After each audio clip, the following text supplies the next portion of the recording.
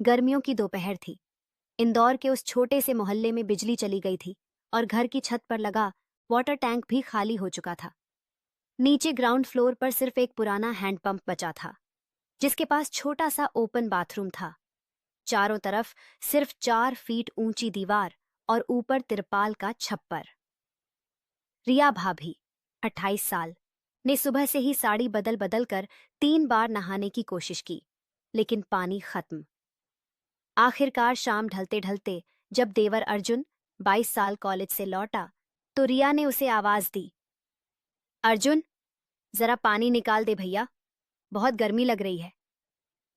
अर्जुन ने मुस्कुराते हुए कहा, अच्छा भाभी, लेकिन मैं भी तो पूरा पसीने से तरबतर हूं। दोनों साथ में नहा ले, वैसे भी टैंक भरने में टाइम लगेगा।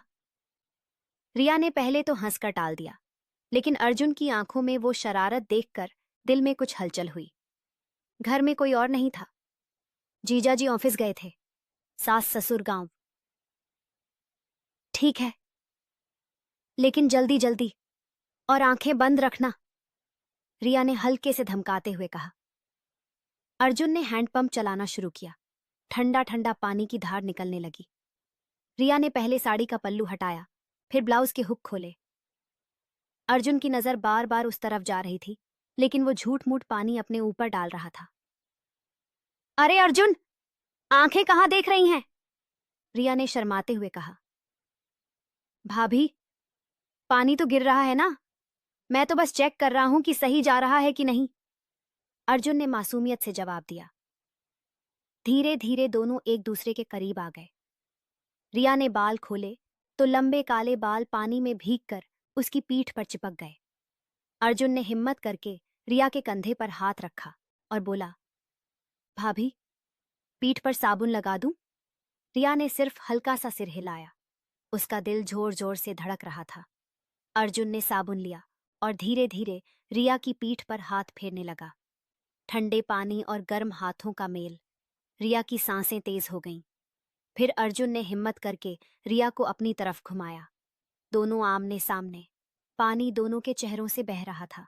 रिया की आंखें बंद थीं। अर्जुन ने धीरे से रिया के गाल पर हाथ रखा और कहा, भाभी, मैं बहुत दिनों से ये पल सोच रहा था। रिया ने आंखें खोलीं। उसकी आंखों में शर्म भी थी, चाहत भी। उसने धीरे से कहा, पागल, ये गलत है, लेकिन आज, बस आज के लिए। अगले ही पल अर्जुन ने रिया को अपनी बाहों में खींच लिया। दोनों के होंठ मिले। ठंडे पानी की बूंदें उनके चेहरों से टपक रही थीं, लेकिन उस पल में दोनों को सिर्फ एक दूसरे की गर्मी महसूस हो रही थी। काफी देर तक वो एक दूसरे को चूमते रहे, हाथ एक दूसरे की पीठ पर, कमर पर, बालों में।